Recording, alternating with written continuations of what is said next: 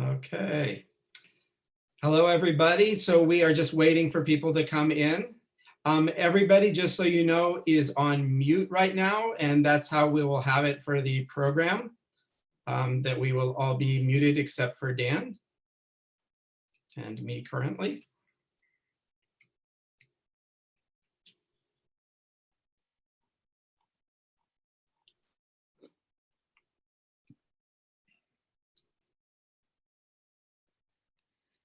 All right.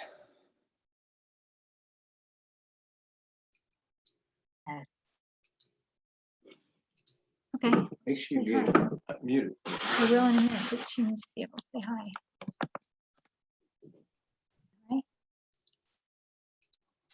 I don't know who that, that's Howard, the I'm librarian. gonna mute it for you because they don't want to hear us.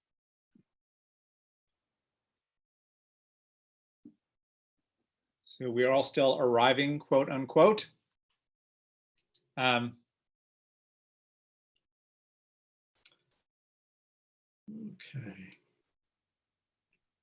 Howard, as people are coming in, I'm wondering, as we talk about these ideas of exile and home, whether folks want to put in the chat where they are. Be curious to know what city. And then we can get to know each other a little bit as our conversation proceeds in chat.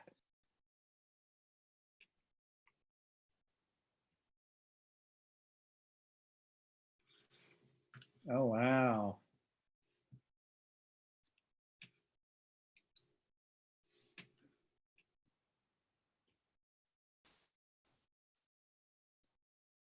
Oh, Chaya. Oh, from Israel. Thanks, Chaya. Nice to see you.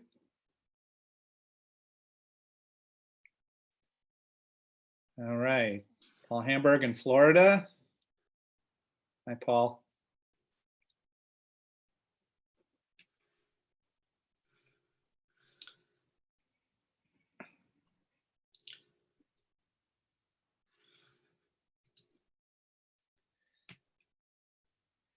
All right, I think at 2:05, we're gonna start our program proper.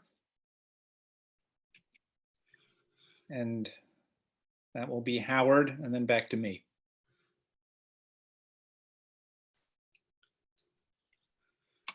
Okay, so I will begin. So hi, everybody. I want to welcome all of you. And it's wonderful, especially seeing all the places that people are coming from. I'm Howard Friedman. I'm the director of the Jewish Community Library, which is a program of Jewish Learning Works. And I want to welcome all of you to today's virtual program with Dan Schifrin. This event was originally scheduled to take place in person at the library, so I'm especially happy that we're able to have the show go on, albeit virtually. And I want to invite you to go to jewishlearningworks.org, where you'll find a listing of our upcoming events happening on Zoom. The one I especially want to alert you to is happening next Sunday, also at 2 o'clock Pacific time, as a continuation of this series that we're calling Exile at Home, presented by the librarian Story Forward. This program will be entitled Exile at Home, The Humor Issue, and it will feature choreographer Marika Brussel and writers Caroline Kessler, Dan Schifrin, and Sarah Stone as they share thoughts and art on humor and creativity. All four of them are part of the LABA Fellowship at the JCC of the East Bay, and the JCC will be a co-presenter of the program along with jewishLIVE. Some quick ground rules. Because we have a large number of attendees today, everybody is going to be muted during the program except for Dan. However, we do invite you to use the chat function, which for most of you is at the bottom of the screen, both to introduce yourselves as you've been doing, to make any comments to each other, and offer any questions that you would like Dan to answer at the end of the program.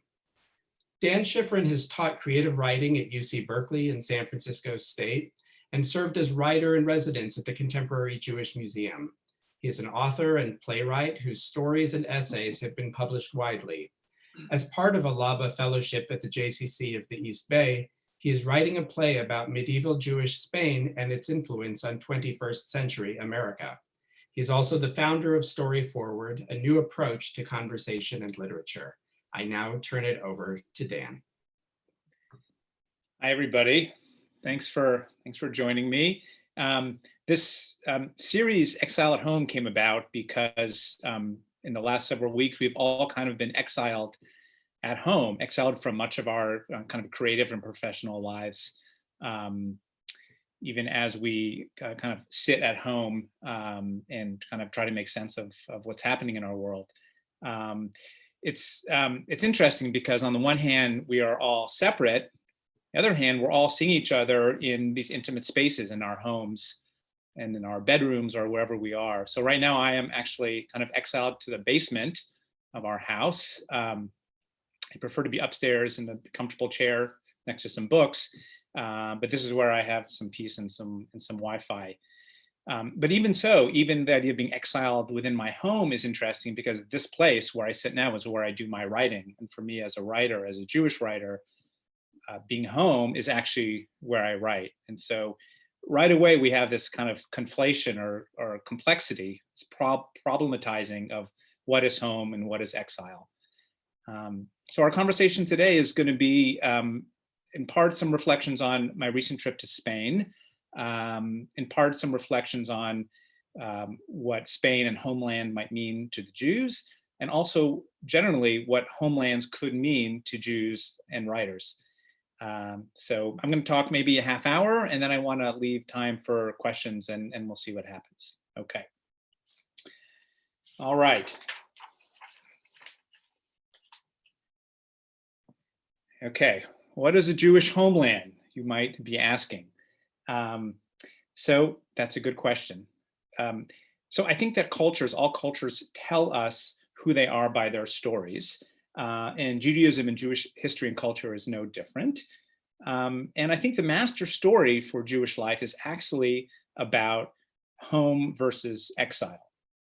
So, right, on the one hand, exile has been a fundamental part of Jewish existence. Our exiles from the land of Israel after the destruction of the first temple in 6th century BCE, and then in 70, created a situation where Jews were wandering, sometimes in better situations, sometimes in worse. But the whole idea of exile was generally pretty bad. It kind of hella sucked to be in exile. And so on the one hand, we are a people of exile, and that was considered something we wanted to rectify by going back to the land of Israel.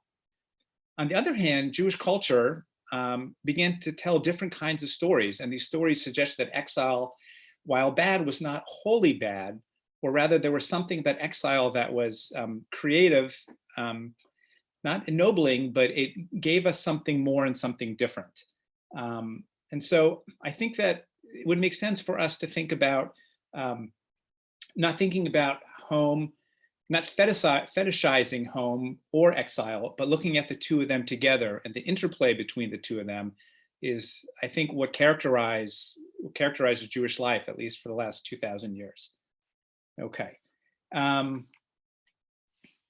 Yeah, I'm gonna share my screen for a good part of our conversation, which means you have something else to look at other than myself. Okay, I'll go back. So I'm hoping everyone can see this. Howard, can you give me a thumbs up if you can see it? Great, fantastic. Okay. Well, this is a picture of me and my daughter overlooking the city of Toledo in Spain. This is also the desktop on my computer. And these days I find myself looking out the window a lot just because I'm stuck at home. And here's just a window to another experience. All right. Right, so, okay, a little bit of etymology. The word diaspora is from the Greek. I love the Greeks, or at least our language. And diaspora means to scatter, but it also means to sow, S-O-W. And there's this interesting contradiction here because the Jewish people were scattered, but that scattering also sowed the seeds of their kind of creative revitalization. And I wanted to share a very short article that was recently published in Yedidot Achronot, the Hebrew newspaper, that just gives a sense of what home and exile could mean. Let's see if I can read it by moving this thing. Servants of trees and stones. I'm just going to read it real quick. Each monarchy in antiquity had its people, its land, its gods, its religion, and its temples. So it was for them all: Philistines, Babylonians, the Canaanite people, Chaldeans, Persians, Greeks, Romans. And when the monarchy was defeated, the temples destroyed, and the idol shattered, the people as well as the religion disappeared together with them. There's not even a single example of an ancient religion people that continued to survive after it experienced the total destruction of its religious and cultural center. Judaism alone withered the challenge. Only this dinosaur succeeded to survive. Not in the least was it because of the merit of the transmaterial religious mobility that it adapted. Through its cumulative experience, Judaism learned that cultural and spiritual assets are 7 times longer lasting than real estate. So, right, there's something about being out in exile that allowed us to create something that then allowed us to survive. This is one of the great paradoxes of Jewish life. Okay.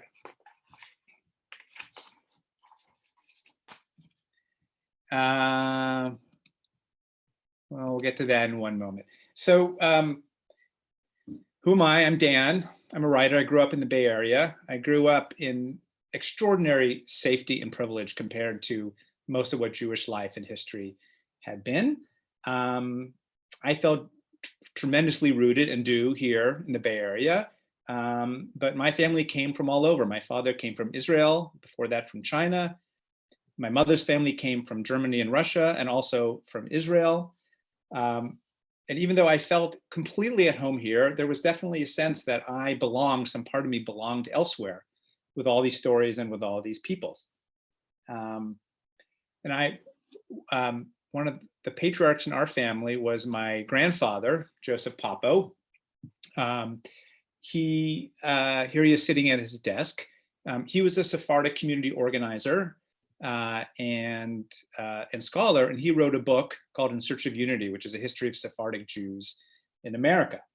And when I first started to think about what home meant, I remember I was sitting in his study and he was surrounded by these letters. He was constantly corresponding with people around the world. Part of the Sephardic diaspora, Sephardic meaning the kind of Jews who came or descended from Spain, from Iberia.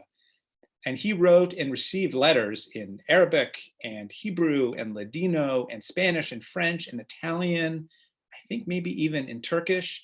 And there was something about this pile of letters on his desk, these interrelationships between Jews all over the world, these texts that felt to me home. There's something about the coziness of his den and also the window out to all these places that together felt like home to me. Okay, here is his book. No, his book is here, available on Amazon. Okay, so I've started talking a little bit about Sephardic history in Spain. I think many of us on this call have some awareness of what we mean by that. I want to talk just a little bit more about Spain, and I'm going to show you some images. This is a map of Spain. Sfarad being Hebrew for Spain.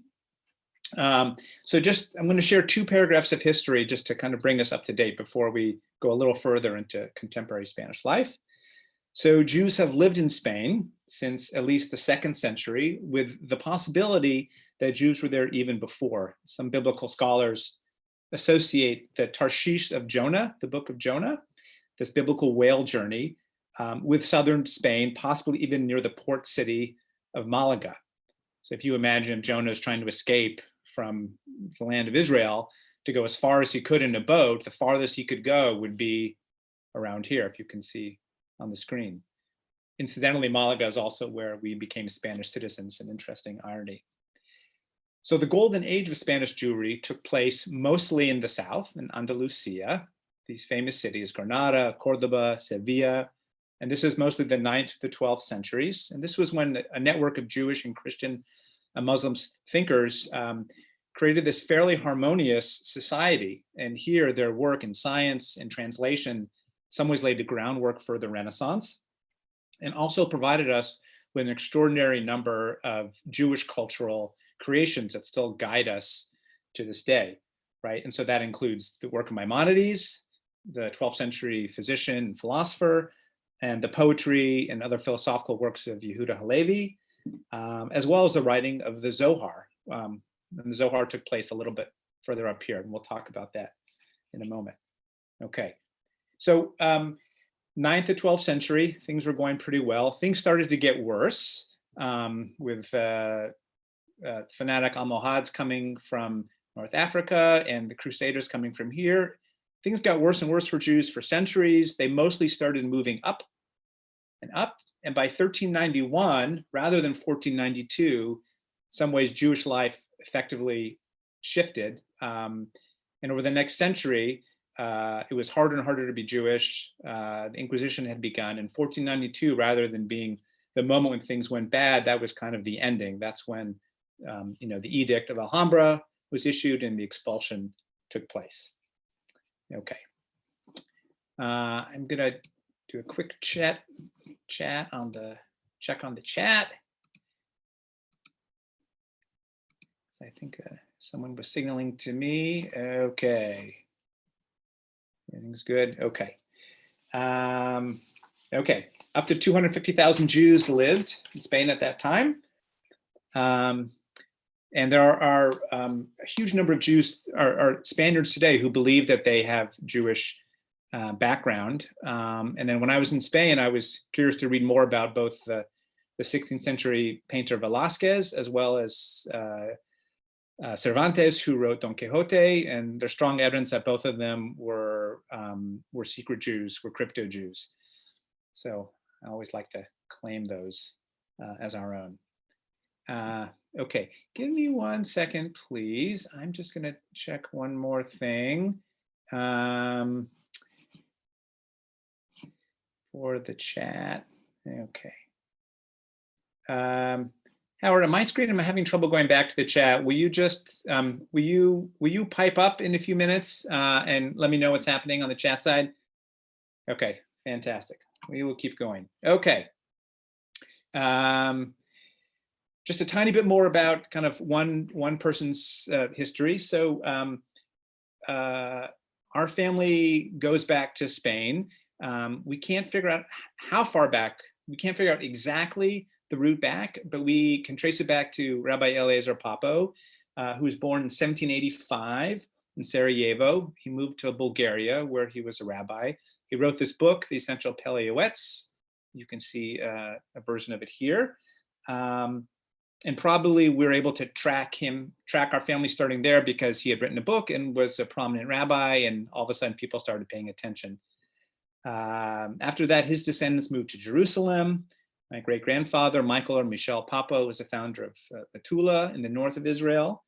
They went to Egypt before World War I to study cotton growing with the intent to go back to the Galil in the north of Israel. World War I got in the way. They ended up going to Cleveland, to the States. And that's how my mom's side of the family came here. That brings us up almost to 1992, the 500th anniversary of the expulsion. And for those of us who were around in 1992, we probably remember there being a lot of attention paid to Sephardic Jewish life.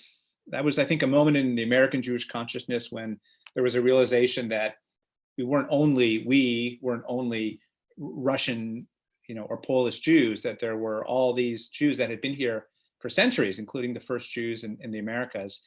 And that kind of a Sephardic Jewish identity became, our awareness of the importance of Sephardic Jewish identity became more prominent. 1992 was also the year of the Barcelona Olympics, and that's when King Juan Carlos donned a yarmulke and sat with President of Israel, Chaim Herzog, and formally apologized for everything that had happened, which was quite a moment. Just as a small example of ways in which kind of the Sephardic Jewish experience has percolated into what's the word I want to use? What previously had been more of a traditional Ashkenazi American Jewish style is that our Yom Kippur services at our synagogue, Netivot Shalom in Berkeley, has Ashkenazi services, and we also have Sephardic Yom Kippur services. So that's something that I've appreciated. Okay.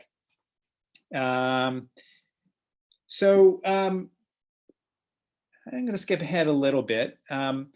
Right, so, Spain over the 20th century, the latter half of the 20th century, started to feel kind of bad about getting rid of all their Jews. 1992 was a watershed moment, but before that, the Spanish government had made some attempt to bring in Jews, especially in North Africa, who had been expelled from their countries after the establishment of Israel.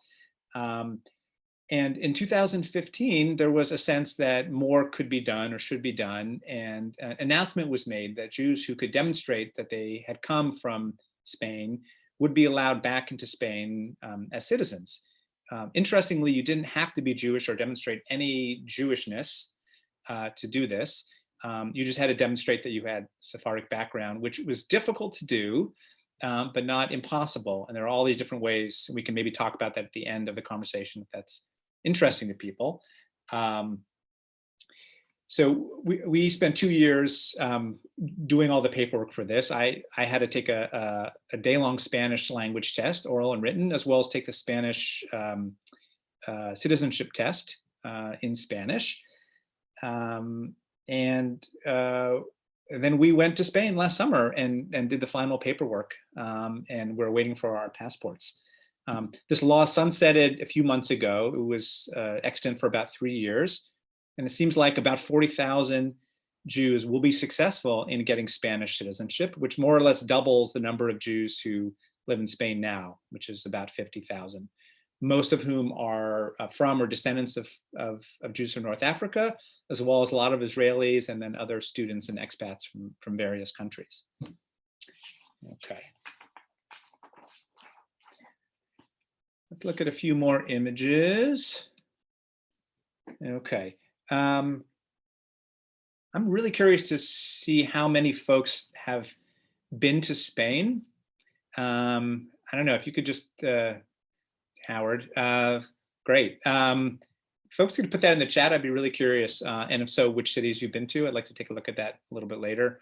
That'd be very interesting to know. Okay. So we talked about this a little bit. Andalusia, 9th to 12th centuries is where so much of the Spanish Jewish Renaissance happened, down here. And one of the centers was Cordoba, an extraordinary city. In Cordoba lived Maimonides. This is an 18th century likeness of him with the hat and the medallion and everything. This is a more recent look. This is a sculpture of him in Maimonides Square in Cordoba. This is my son, Aviv, and my daughter, Elia. Aviv was super excited about Maimonides because he was a scientist and philosopher. So there he is. Cordoba also has, among other beautiful pieces of architecture, this Roman bridge. You can see people crossing it here. It's 2,000 years old, and it's where I somehow imagine Jews first coming to Iberia. And there's two of my kids. My other son is hiding somewhere. And this is literally where I imagined them disembarking from Israel after being exiled. Probably it wasn't, but we are a people of memory more than history in many ways. So that's what it is. Okay. I want to show you also the Great Mosque in Cordoba. This is kind of an extraordinary building. Many of these buildings, it's hard to see the delicacy and the nuances of the architecture and the space and the light in these two-dimensional pictures. But if you've been there, you understand the way in which you are just enveloped in the architecture. And this is a kind of like a Spanish/Arabic, Christian Arabic mix. It's Muhadar architecture, which is pretty common for this period and this time. Okay. In Cordoba, we first started to notice these markings on the ground. And if we were all together, I would ask what you would see.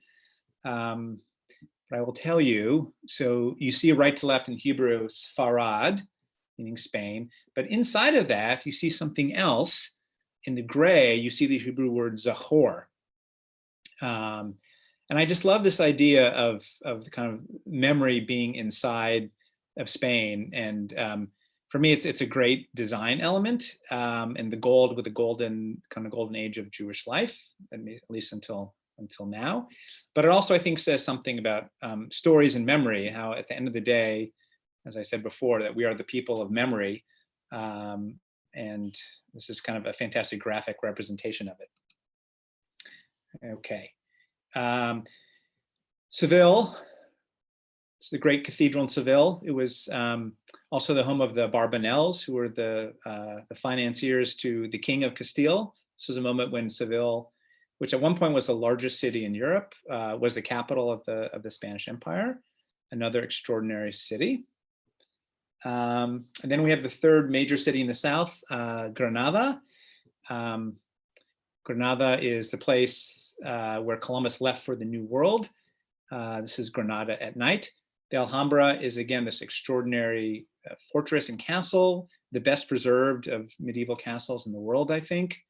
A detail inside the Alhambra, again, is very hard to see. If you see at the top, you can see the detail of this kind of plaster lattice work. What you can't see is these, in the middle, you can get a sense of these, they're actually 3D, they're these like stalactites that come down from the ceiling, and you're inside this, you're in like some kind of, I don't know, otherworldly, almost like an alien experience, like you're in a planetarium or something. Really something. I hope everyone has a chance to go. Then I want to bring you up for a moment to Toledo. Toledo was again, the imperial city as Spain kept moving up near Madrid, city of Don Quixote. And briefly, I just want to show you kind of the main synagogue in Toledo. There are two of them, El Tránsito and La Blanca.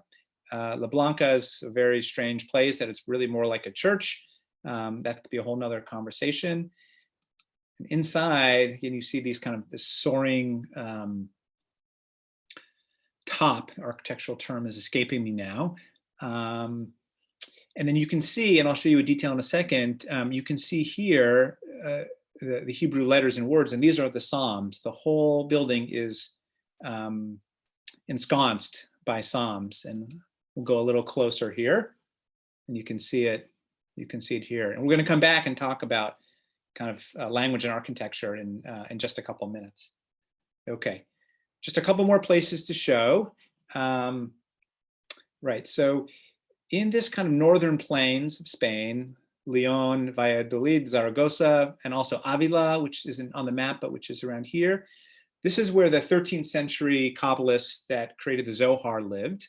Moses de Leon, who is the author or the co-author or the channeler of the Zohar from Leon, Moses de Leon.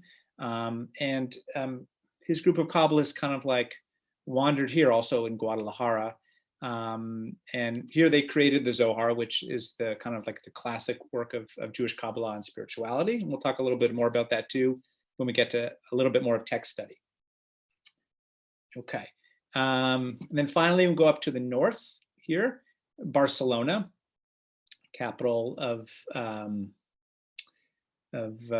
Catalan. And next to it, which you don't see, is the city of Girona. And Girona is where Nachmanides lived, another famous Jewish Kabbalist and scientist. And in Barcelona, there is evidence of ancient Jewish life as well, probably going back to the 2nd century. Here I'm showing you a stone in the old wall of the city in the Jewish quarter called El Kai. It's spelled C-A-L-L, but it's pronounced El Kai. And this stone is actually a gravestone from up the hill, at the top of the hill in Barcelona. The hill is called Mont Juif, which means like the Jew mountain. It actually is kind of like the earliest settling place of Barcelona. And as often happened, when people needed stones, they took stones from graveyards, and who was going to protest the least or had the least power? The Jews. So they took these stones and they threw them up to make a wall. So there's something extraordinarily careless and cruel about this. And there's also something really interesting and I don't know, compelling about having somebody's name as you walk into the neighborhood on the stone. There's something permanent about it and its placement. Where I walk in, I kind of give kavod, I give honor to those Jews who died. And the stone exists. Up in the graveyard, it wouldn't anymore. Okay. So, our journey in Spain, as maybe I should have said this as I detailed in a long essay in the J, the Jewish News Weekly of Northern California. You can see that article online. I talk in more detail about some of these things. And this is the last picture of our trip. This is when we are in Malaga in the south. This is where we signed the papers to be Spanish citizens. This is the rest of my family. Some of you may know them. And then we went out for a drink. All right. Howard, anything interesting on the chats you want to bring into our conversation?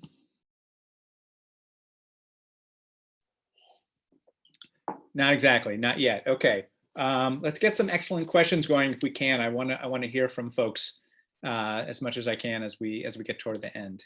Okay. Yehuda Halevi. Okay. So I want to switch gears a little bit to talk about a couple works of Jewish literature from this period. Right, so one is the poetry of Yehuda Halevi, maybe the greatest medieval Hebrew poet. It's one of his poets. You can take a look at it while I'm talking. This one is called My Heart is in the East. It's a famous poem, and it's one that we often read in various ritual environments. He was someone who grew up in the South, moved to the North. He was kind of an elite member of the kind of mixed Jewish Muslim cultural elite. He soured on Spain, in part probably because of the increasing violence. There were some other religious and philosophical developments that he went through. We don't know that much about his personal life to know about that. But this is a poem that suggests something deep about the anger and anxiety of exile. So I'm going to read it real quick. My heart is in the East. My heart is in the East, and I in the uttermost West. How can I find savor in food? How shall it be sweet to me? How shall I render my vows and my bonds, while yet Zion lies beneath the fetter of Edom, and I in Arab chains? A light thing would it seem to me to leave all the good things behind in Spain, seeing how precious in mine eyes to behold the dust of the desolate sanctuary. So this is really kind of a classic cry de coeur of Jews in exile and how they hope more than anything to go back to Israel. And this is an example of kind of the Zionist urge that goes back thousands of years to leave behind exile and to go home. Okay. But also in Spain, we have this other, let's see, no, sorry. Right. We have kind of like a counter story in a way. This story is about the group of Kabbalists who wrote the Zohar. So what is a Zohar? It's a very, very long and complicated book that maybe I'll say on one foot is a series of stories and a series of midrashim, of drashim, of exegeses on the Bible. And these are kind of really wild and crazy stories and explanations, full of erotic imagery, full of donkeys and children who speak the word of God. It's really an extraordinary book. It appears to be written by Moses de Leon, who was the leader of this group of Kabbalists. It is attributed to Shimon Bar Yochai, the famous 2nd century Jewish mystic. And for centuries, traditional Jews believed it was from that time, and it somehow found its way to Spain. But all kind of real linguistic, philological evidence suggests that it was written about that time. And this book is about Shimon Bar Yochai and his students who wander around the land of Israel. They wander all night long talking, and by daylight, when the sun comes up, they have some kind of revelation. But in fact, the book is really a record of Moses de Leon and his group, in this case of men, of Kabbalists who walked around and they had their same experience. It's kind of what they call pseudepigrapha, which is writing something now and attributing it to an earlier time. But there's something extraordinary about the creativity that goes on in this moment of exile. And to kind of bring that home, I want to just share something from the author Melila Hellner Eshed. She's a scholar in Jerusalem. Her recent book is called "A River Flows from Eden: The Language of Mystical Experience in the Zohar." And she kind of unpacks a series of reflections in the Zohar about the generation that lived in the desert, that went into Exodus. And she talks about how, right, in Jewish tradition, we think about these Jews who left Egypt as being slave-like in some way, and that no one who had left Egypt would somehow be free enough or have the spiritual depth or insight to go into the land of Israel. So it's only when everyone died who had left Israel, 40 years or so, that those who were born in the desert could go into the land of Israel. Another way of saying it is that those people were somehow harmed or traumatized or kind of unable to fulfill the ability to go to Israel. And she points out that in the Zohar, that generation in the desert that was kind of in this first great exile in a way, was actually the highest, they exhibited the highest level of spirituality, to the extent that they didn't need land, they didn't need a homeland per se, they had the connection to God out in the desert. And because of that, and because of their relationships with each other,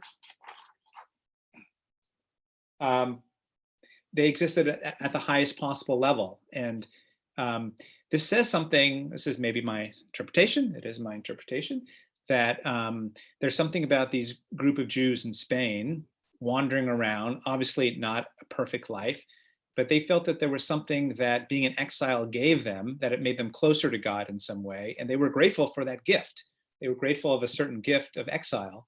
They imagined in some ways God was also in exile, and they were all in exile together. So you see within a couple generations of each other in Spain, you have Moses de Leon and Yehuda Halevi, who come to opposite conclusions in some ways about the value of exile. More on that another time. Okay. Okay. Oh, I want to, right, we talked about, right, Sfarad and Zahor, we talked about memory being embodied within kind of the goal of Sfarad. And I want to talk just a little bit more about these Psalms and a metaphor of the architecture of the interior of this synagogue El Tránsito in Toledo, right? And so, and this is part of kind of a larger sense that I have about how writing, space, and time are all interconnected in Jewish life in the kind of interesting and strange ways. So put another way, I have the strong sense that for Jews, the homeland of the Jews is the text. I'm far from the first to say this, but I've come into this awareness, you know, in my own idiosyncratic way, as all of us do. So when I was standing inside of the synagogue, I felt that I was literally inside of a text with the Psalms kind of circular, wasn't circular, but kind of surrounding me in this way. And I thought about how in poetry, the word stanza, which is this kind of, you know, a group of lines, in Italian actually means room. So there's something in our, you know, in our DNA as humans that connects storytelling and home in some way. And I think Jews, is it Groucho Marx who said Jews are like everyone else, only more so? I think for Jews that we have this sense of story and home and text like other peoples do, but, you know, turbocharged. Okay. And I guess maybe I'll say like a, you know, a cognate of this, that when if we're in synagogue and we open up the Torah, we have the sense that God is somehow in the Torah, in the text. It's the reason we have such reverence for it. There's kind of like a cognate, I think, a metaphor, a connection between what it means for God to live within the Torah and the text, where the text is God's home, and then for us to feel that we are also somehow at home within the text, with the symbol of someone standing in a synagogue surrounded by the Psalms. You know, I have kind of like a sci-fi approach to this also. Some of my friends who who like Star Trek will hopefully appreciate this to another level. I feel that there is a way in which Jews live in this weird kind of like, I don't know, outside of space and outside of time in some way. Now, I don't want to be too kind of romantic about this, but I feel like even a cursory look at Jewish literature and the way in which Jewish literature is structured, even visually, suggests that something really interesting and strange is going on. So going forward to backwards in time, I just want to pull up one of my favorite series of texts. This is from philosopher Abraham Joshua Heschel from the book The Sabbath. This is probably a book that a lot of people know. So I have the text here. I'm not going to read the whole thing. It's a very simple idea, right? It's the idea that the Jewish Sabbath, more than the Jews have kept the Sabbath has kept the Jews, and that the Jewish home and God's home is somehow the Sabbath, and that in some way the Sabbath as a cathedral in time is the true home of the Jews. That always blows me away when I think about that. And I think about kind of the sci-fi term I think of myself as the wormhole, right? The place where if you're out in space, it's some kind of like strange black hole experience where you go into it and you come out the other side and you're in another quadrant of the universe, which because of the distance means you're also in another time period. And so a whole nother conversation I would love to have about Jews and science fiction.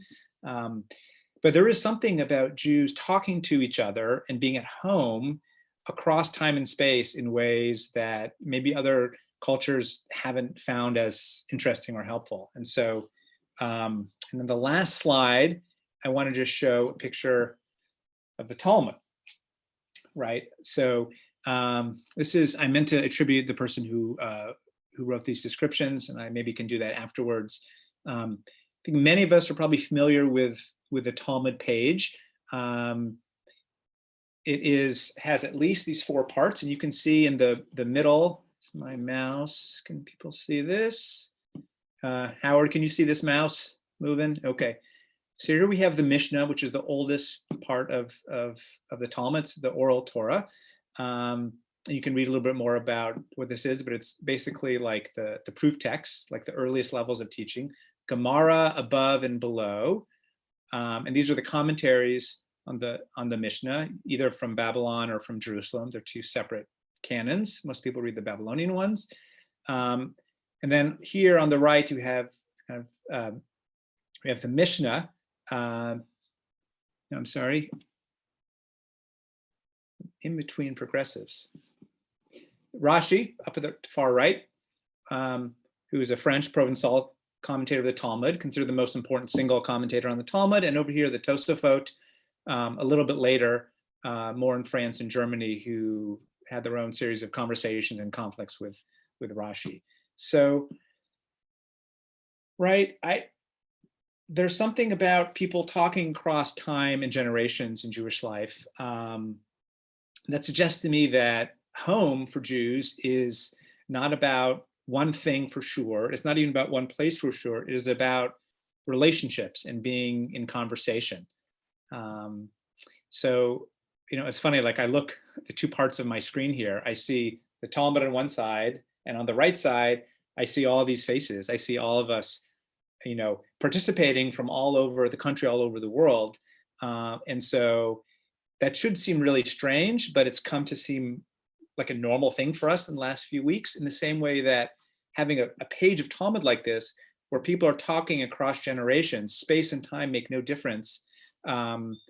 It's kind of this crazy idea. So something about home for Jews, I think, being in this network of relationships that's mediated through text. Okay. All right. Here I come to my conclusion. I think this is the last slide. There's the last slide. Okay, I'll leave this up for 1 more minute.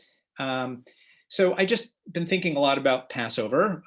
What a strange moment in time, and what a strange Passover I think almost all of us are going to have this year.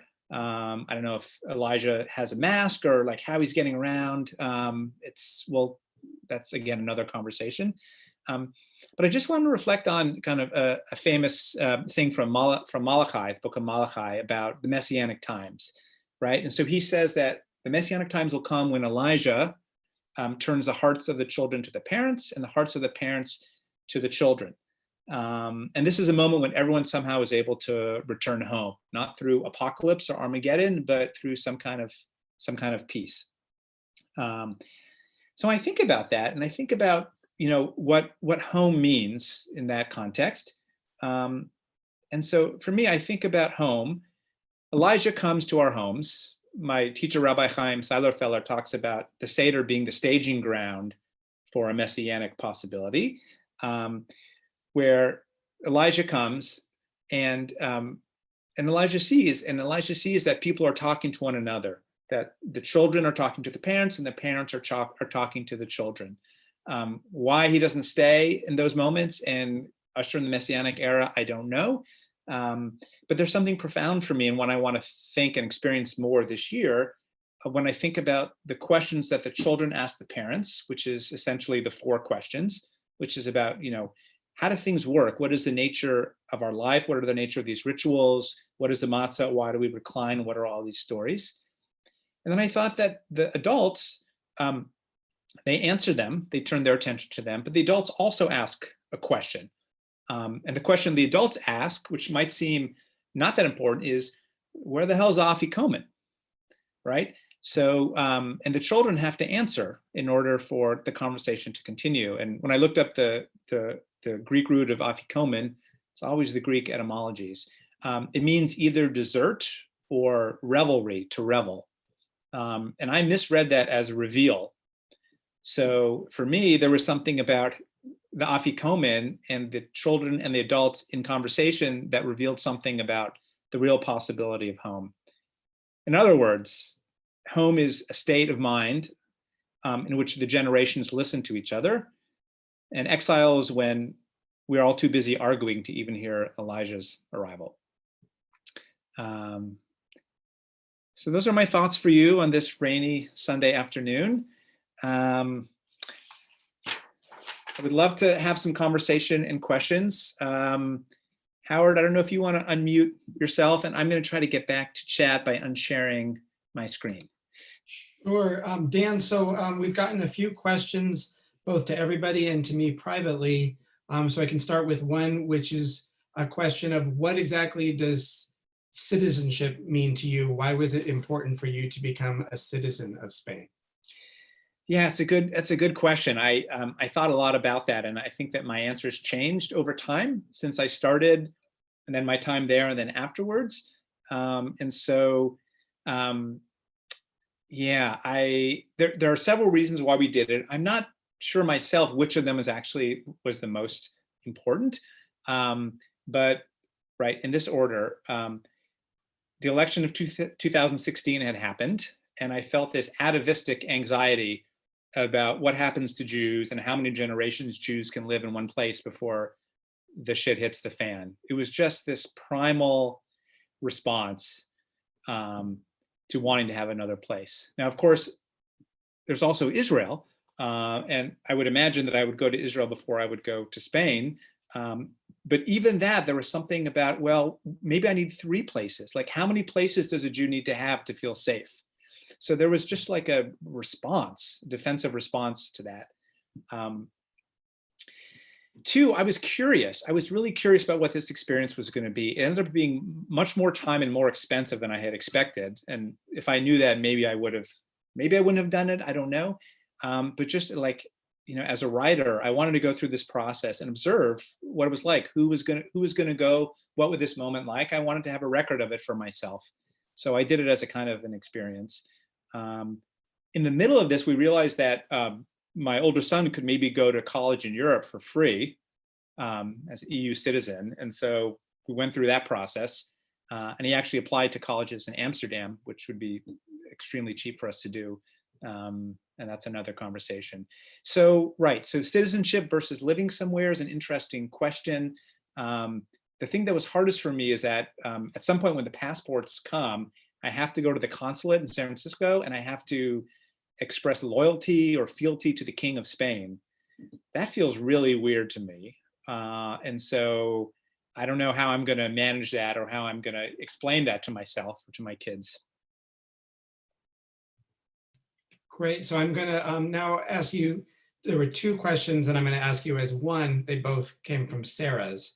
The first is, can you talk about the ways you use tradition and the contemporary, the texts and other elements? What kind of processes do you have for bringing them together in your own work?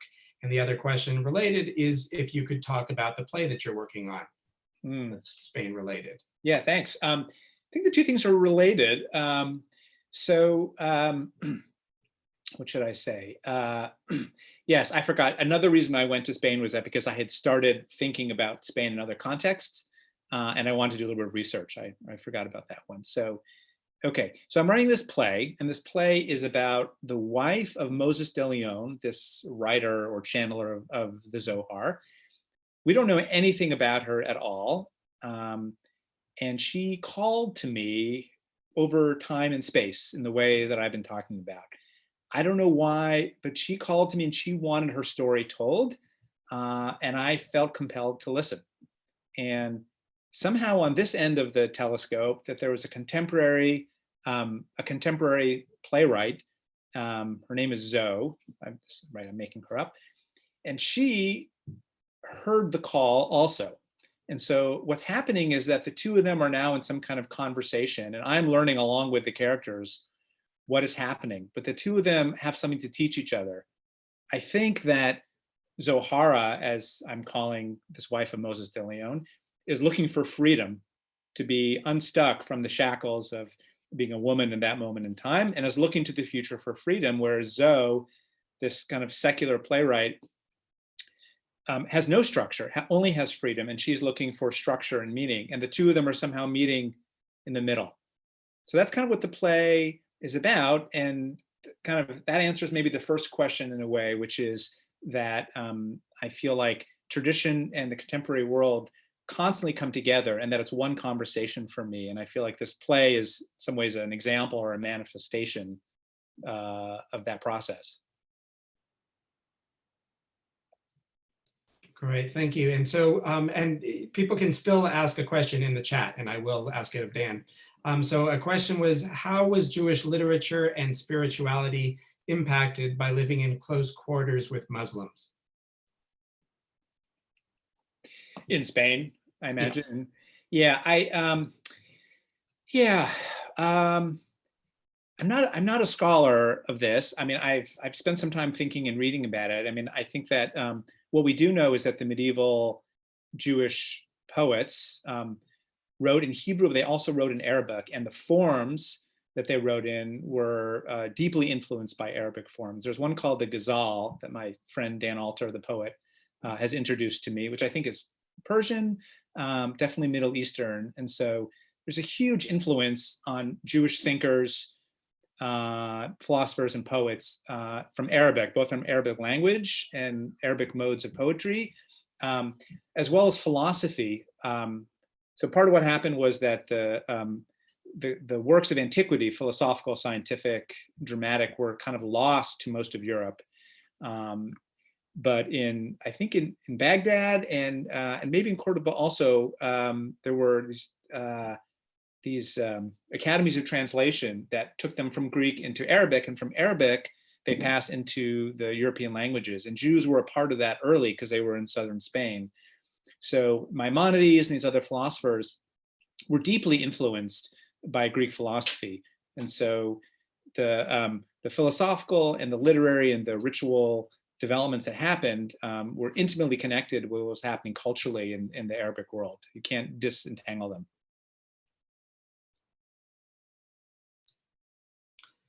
Okay, so those are the questions, to my knowledge, that we have. Okay. So I finally found chat again after all this time. Okay. So I do want to thank you for a wonderful presentation. And I want to thank everybody for joining us and wish everybody a wonderful Passover, albeit a strange Passover. And everybody, please keep safe. All right. And again, please join us next Sunday at 2 o'clock for another conversation that will be facilitated by Dan. All the best. Thank you. Thanks. Bye, everybody. Bye-bye. Why? Bye. Thank you. Thank you. Thanks.